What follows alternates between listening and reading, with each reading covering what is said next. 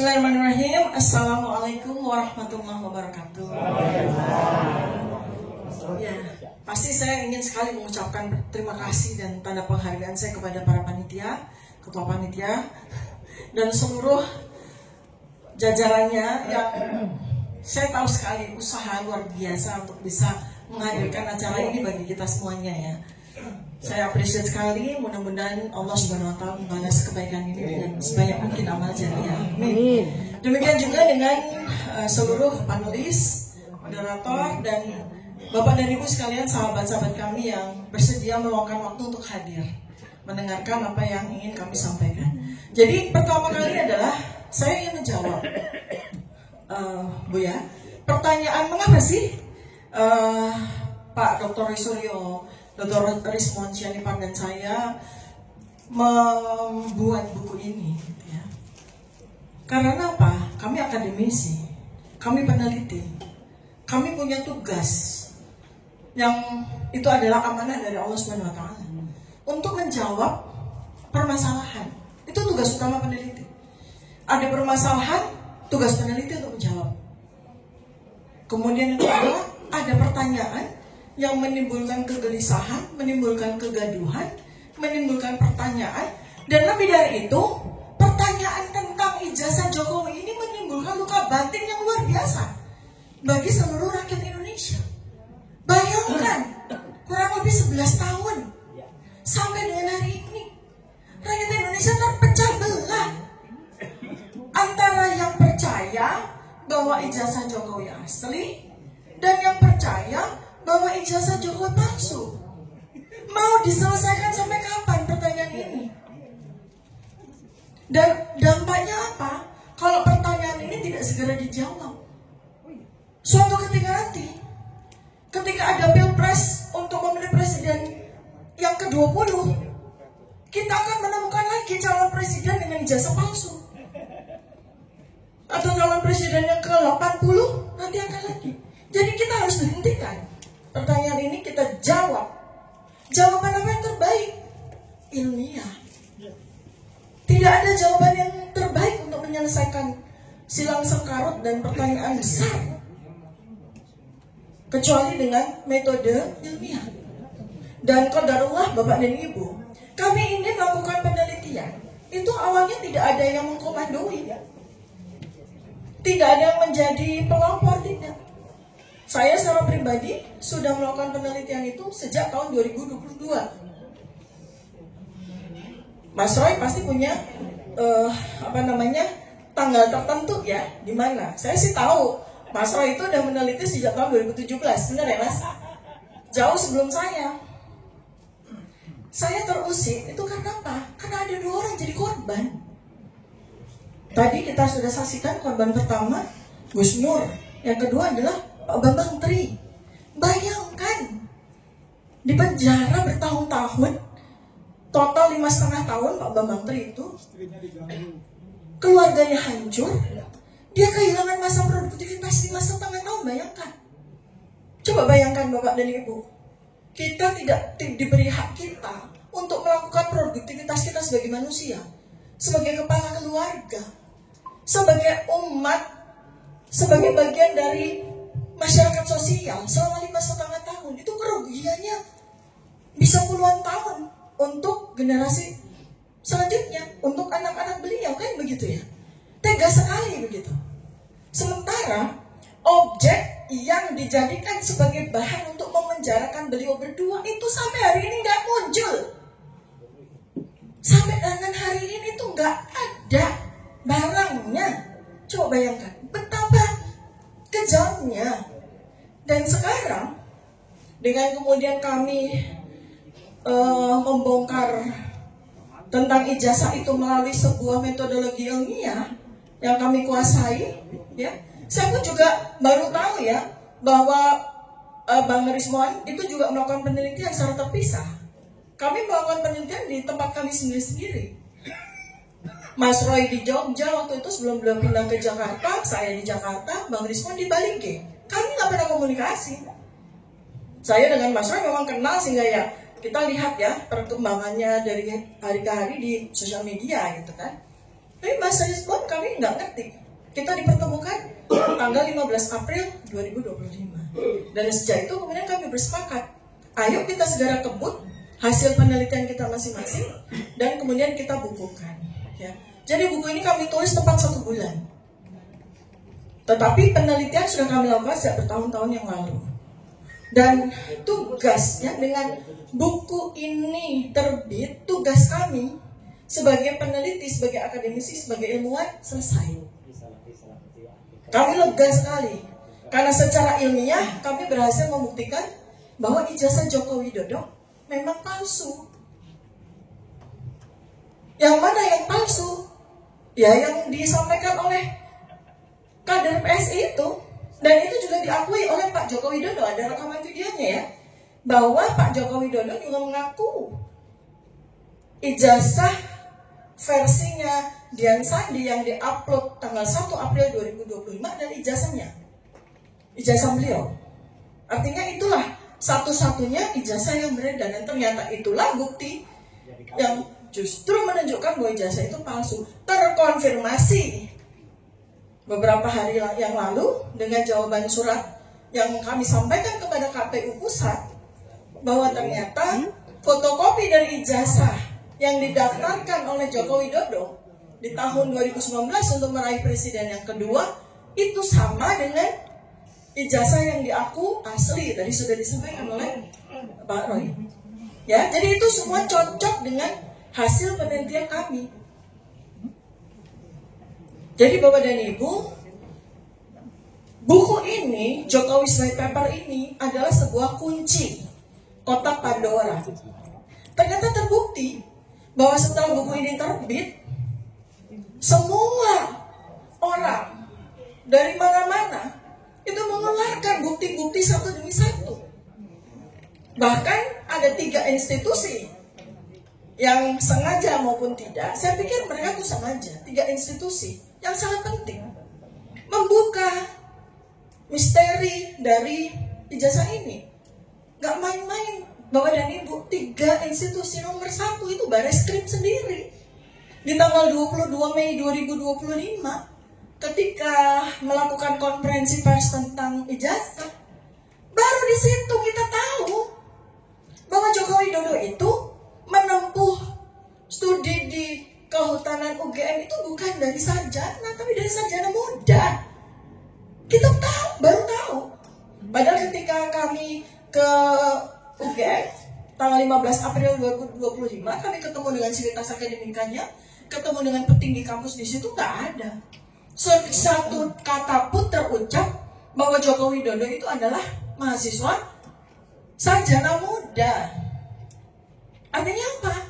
Artinya yang kata koran, ya, Kedaulatan Rakyat yang banyak diposting tanggal 18 Juli 1980, di mana itu adalah pengumuman calon mahasiswa yang diterima di program Perintis 1, PP1 ya, waktu itu ya, belum UPN-PTN, belum Siman Maru begitu ya. Di mana di situ ada nama Joko Widodo, berarti koran itu palsu. Karena kalau dia diterima di program sarjana muda, pengumumannya tidak di koran. Pengumumannya itu di kampus. Jadi peserta prodi program studi sarjana muda di UGM ketika itu masih ada, dia harus disurati sama UGM bahwa Anda diterima di program studi sarjana muda, kemudian dia harus ke kampus. Itu ya, itu yang membongkar malah Bareskrim. Yang membongkar malah Bareskrim loh. Nah, kemudian apa yang disampaikan oleh Bareskrim itu, saya dengan Dr. Roy, kami berempat ya dengan Dr. Rismon dan ada satu ahli pidana, Pak Dr. Muhammad Taufik, itu diundang sebagai saksi ahli di gelar perkara khusus yang diadakan oleh Mabes Polri. Apa yang terjadi di situ?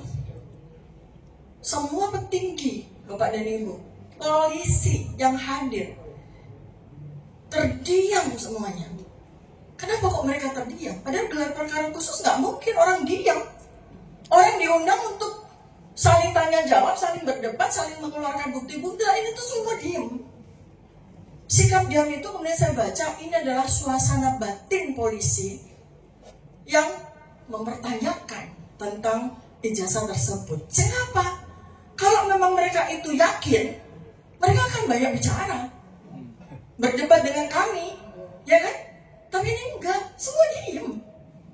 Semua petinggi diam semuanya. Artinya apa? Kalau orang diam itu artinya ragu-ragu apa yakin? Mereka sendiri meragukan. Nah iya, atau mereka mengakui, oh iya ya, apa yang disampaikan oleh Pak Roy, oleh Pak Risman, oleh Dr. Tiko memang benar. Tapi mereka tidak berani untuk mengakui. Iya, satu baris krim. Kedua adalah UGM sendiri. UGM yang dari sejak awal, kurang lebih kita UGM itu karena saya tidak mengikuti persidangan dari Gus Nur maupun Pak Bambang Tri, saya nggak bisa bicara di sini. Tapi saya bicara di mana saya menjadi pelaku sekaligus sebagai saksi. Mulai tanggal 15 April 2025. Di saat itu, UGM menghadirkan alumni kehutanan UGM tahun 1980. Tapi mereka adalah prodi sarjana, bukan sarjana muda. Nggak ada satupun dari sekitar 7 orang yang dihadirkan sebagai saksi pada pertemuan dengan kami itu yang ikut prodi sarjana muda. Semuanya adalah prodi sarjana. Dan di situ saya tidak melihat ya. Belakangan saya tahu, kita semua tahu bahwa Joko Widodo itu pernah kuliah di UGM itu di sarjana muda. Kita kan tahunya dari 22 Mei 2025 itu. Di situ tuh Sivitas Akademika kalau memang tahu, mereka pasti akan sampaikan. Atau mereka mengundang alumni yang memulai kuliahnya di prodi sarjana muda kan. Itu enggak sama sekali. Artinya apa? UGM jangan kecolongan. Sehingga kita tidak bisa mengatakan bahwa UGM bermain di sini. Siapa yang bermain? Oknum. Siapa yang bermain? Oknum. Di situ kelihatan kok, ya, bahwa UGM itu memang tidak tahu. Belakangan, ya, itu tanggal 15 April 2025. Belakangan tanggal 24 Agustus 2025, ketika kami, saya dengan Pak Roy dan tim kuasa hukum kami bersurat kepada rektor. Kemudian rektor menjawab dengan sebuah konferensi pers, sebuah podcast. Rektor Profesor Ova Emilia podcast di tanggal 24 Agustus 2025 menyatakan tidak lagi menggunakan presiden atau mantan presiden, menyatakan bahwa Joko Widodo mengikuti kuliah di UGM program sarjana muda. Dan sejak itu kami sudah menyerahkan semua bukti-bukti dokumen yang terkait dengan pendidikan Joko Widodo ke Polda Metro Jaya. Kan itu sesuatu yang bohong.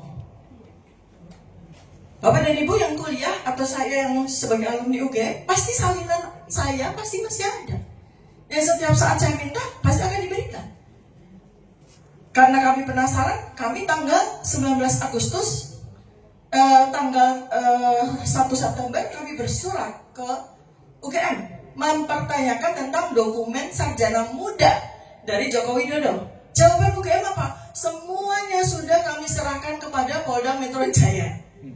Buang badan mereka, nggak mau terlibat lagi. Ya. Sekarang yang terakhir, institusi yang paling penting yaitu KPU. Kami bersurat kepada KPU. Dari mulai KPU di Solo belum menjawab, KPU di Jakarta minta tangguh. Jadi mereka minta tangguh nih, karena mereka nunggu jawaban surat dari KPU pusat. Jadi mereka minta tangguh. Kami akan menjawab 7 hari kemudian. Artinya mereka menunggu KPU mengeluarkan apa ya. Jreng, KPU pusat akhirnya menjawab surat kami, memberikan kepada kami salinan fotokopi ijazah. Jadi clear di sini tidak ada ijazah versi lain. Ijazah versi ya cuma itu, yaitu ijazah bodong itu, Bapak dan Ibu. Itu ya, jadi clear semuanya. Clear semuanya, ya. Nah, sekarang saya akan memulai dengan menyampaikan apa yang menjadi bagian saya. Saya bukan ahli digital forensik, saya bukan ahli telematika, karena keduanya itu adalah keahlian dari Pak Roy Suryo dan Pak Risman Syarifah. Saya bicara tentang ilmu saya, neuropolitika. Ini ilmu baru, bukan baru lagi, bukan saya penciptanya. Saya menggunakan dan saya mengembangkan untuk bisa menjawab bagaimana otak manusia, ya, halaman 48. Bagaimana otak manusia itu, ya, ini otaknya Pak Jokowi, dibedah dengan ilmu neuropolitika, ya.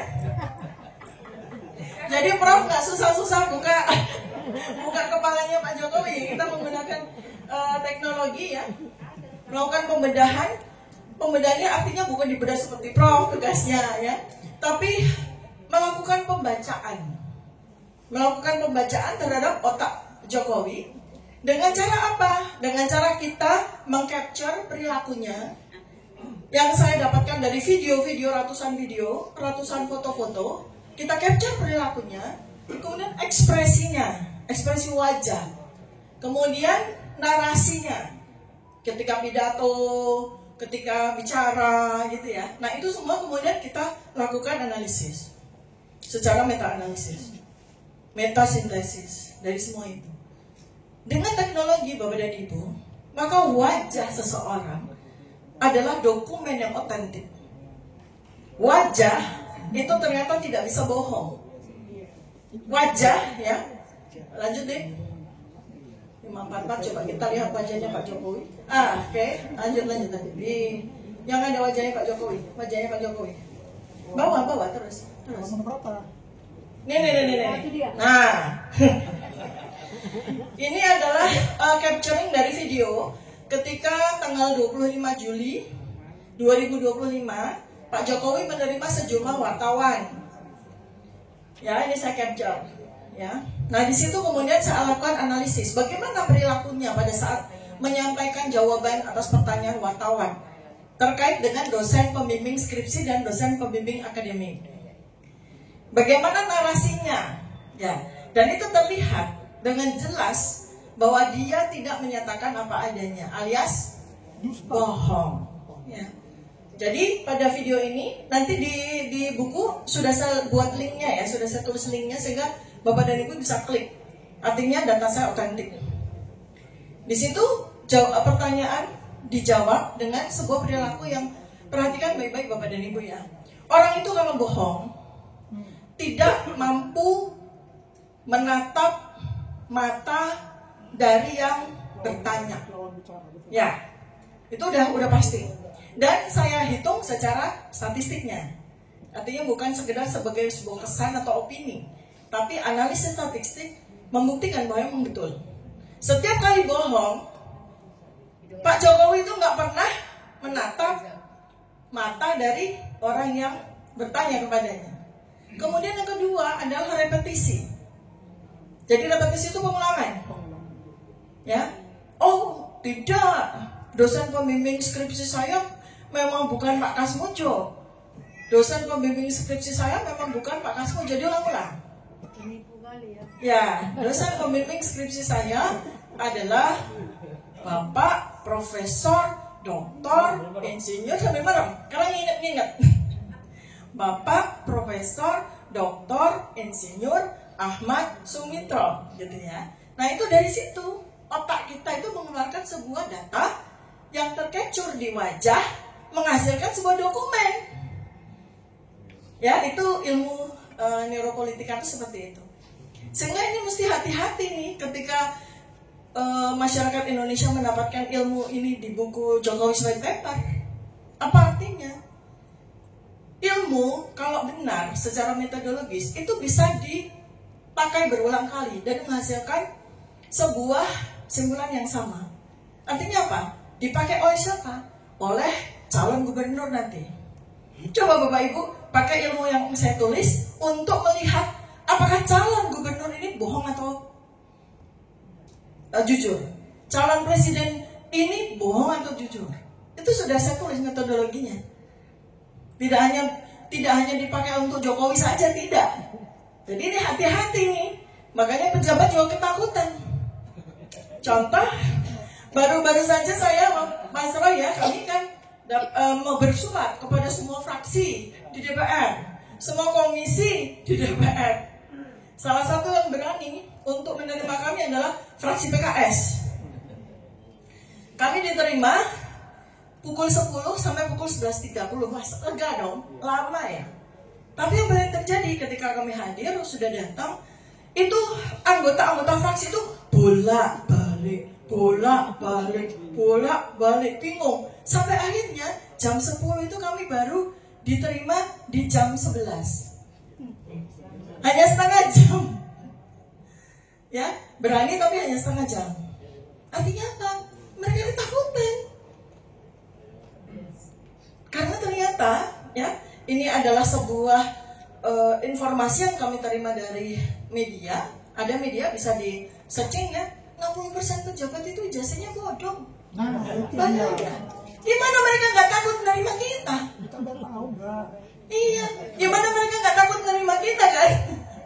Ya, jadi sama. Dan kita sekarang nggak perlu harus cari tahu dokumen asli gimana. Kita cukup dengan ilmu neuropolitika itu cukup melihat wajah saja, cukup melihat ekspresinya saja, cukup melihat narasinya saja. Nah, terkait dengan narasi, di Pak Jokowi ini kan aneh ya. Kita semua kan masyarakat akademis. Saya yakin Bapak dan Ibu kan pernah kuliah di mana? Di UGM, di USU, di mana? Setiap orang yang menjalani sebuah strata sekolah tertentu itu akan menghasilkan narasi yang sesuai. Misalnya begini, lulusan SD, mohon maaf ya, gak mungkin dia bicara seperti seorang sarjana. Demikian juga sebaliknya. Bagaimana seorang sarjana UGM ini ya, kebetulan kami mungkin Bapak dan Ibu ada yang lulusan UGM. Oh, tadi ada ya Bapak yang lulusan teknik elektro ya. Kita itu punya batas untuk nilai bahasa Inggris, TOEFL dan MKDO kita.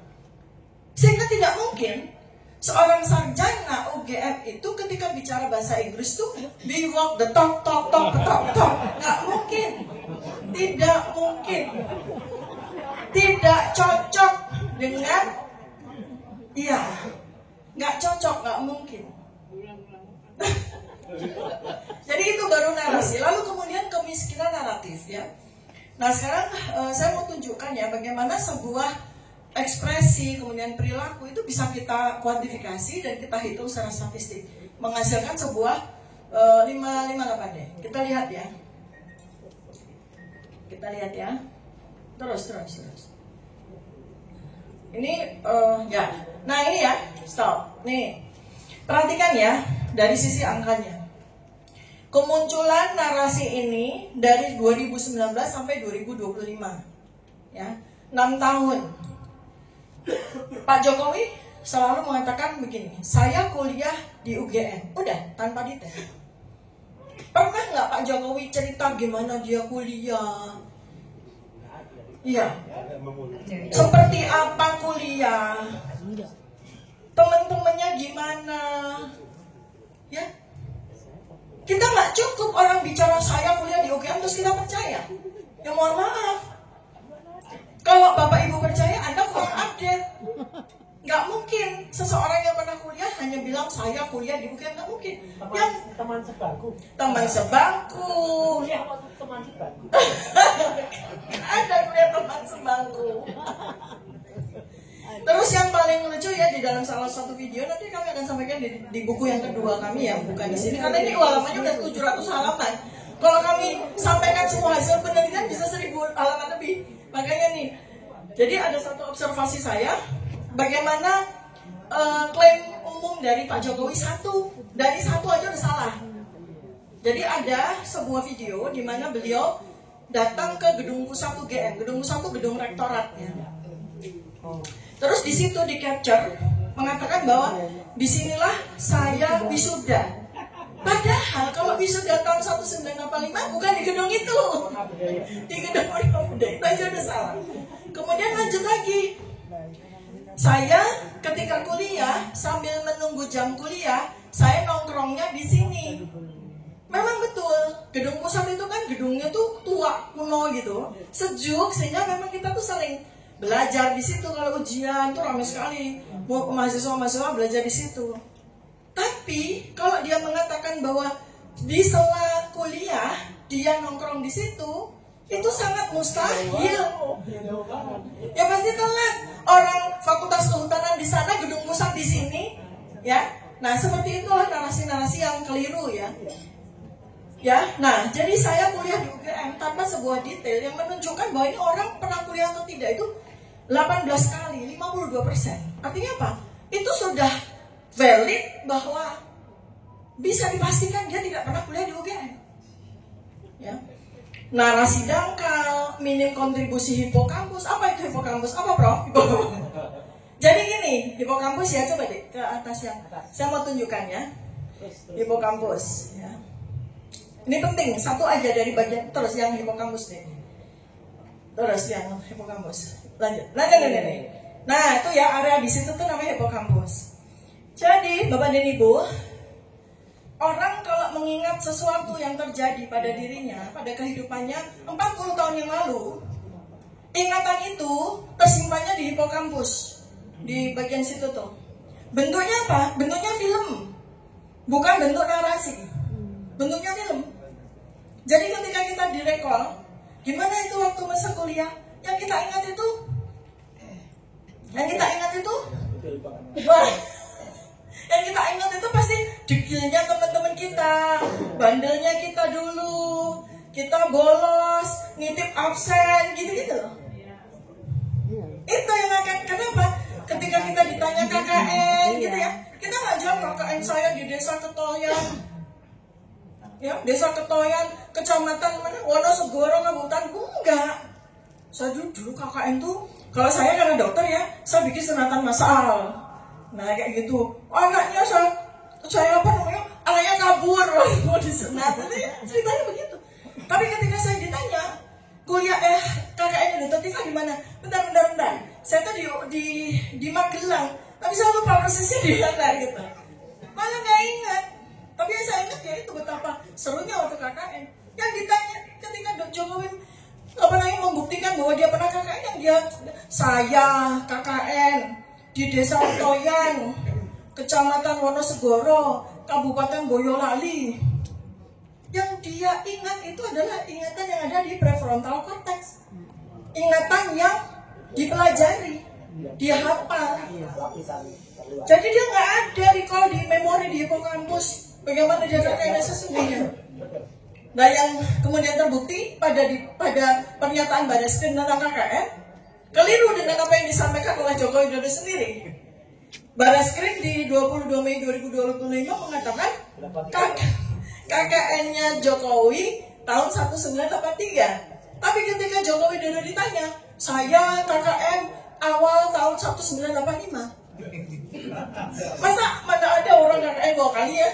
Nah, itu contohnya ya, bahwa hipokampus ya, sebuah tempat di mana memori kita tentang masa lalu kita itu disimpan sebagai sebuah film, bukan sebagai sebuah kata-kata, narasi. Ya, itu adalah di mana otak itu adalah sebuah dokumen yang otentik, nggak bisa bohong. Ya. Kemudian yang terakhir yang ingin saya sampaikan. Ya, jadi banyak temu yang mengatakan ini buku sampah, ya, ini buku nggak valid. Kenapa?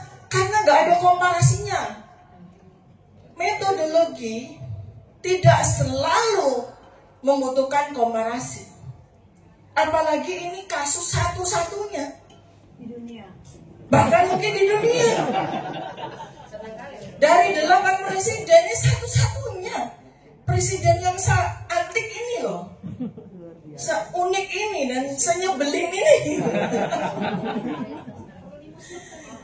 Nah itu dia. Jadi kita nggak mungkin ada komparasinya. Ada memang beberapa presiden, perdana menteri di dunia itu memasukkan ijazah doktor. Kalau mau dikomparasi, ada beberapa kasus. Terus terjadinya apa ya? Mereka dipecat. Bahkan ada yang dipenjarakan. Nah kalau mau dikompar, ya berarti nanti Pak Jokowi ya dipenjarakan. Iya mau. Iya kan, komparasinya kan gitu. Ini adalah sebuah studi kasus. Pertama kali, mudah-mudahan satu-satunya. Jangan sampai ada 2 kali. Maka kami berani untuk menuliskan buku ini dengan Jokowi. Di dalamnya Bapak Ibu di 700 halaman, ratusan kali kami menyebutkan Joko Widodo. Joko Widodo. Itu tanda apa? Kami berani mempertanggungjawabkan hasil penelitian ilmiah kami. Kami tidak menggunakan inisial JKW, menggunakan enggak. Kami sebut Joko Widodo karena memang subjek penelitian kami adalah Joko Widodo. Apakah itu ada konsekuensi hukumnya? We don't care. We don't care. Kenapa Bapak Ibu?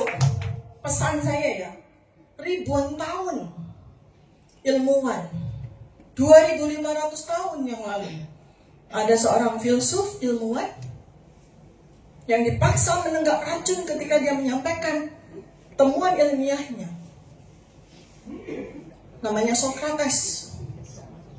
Sekian ribu tahun kemudian, sekian ratus tahun kemudian ada Galileo Galilei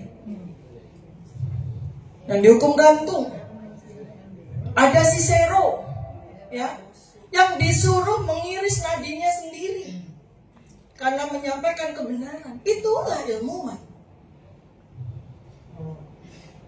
Ya tentu saja kami juga harus berjuang untuk menegakkan hukum, bahwa kalau seorang ilmuwan menyampaikan kebenaran itu areanya bukan area hukum.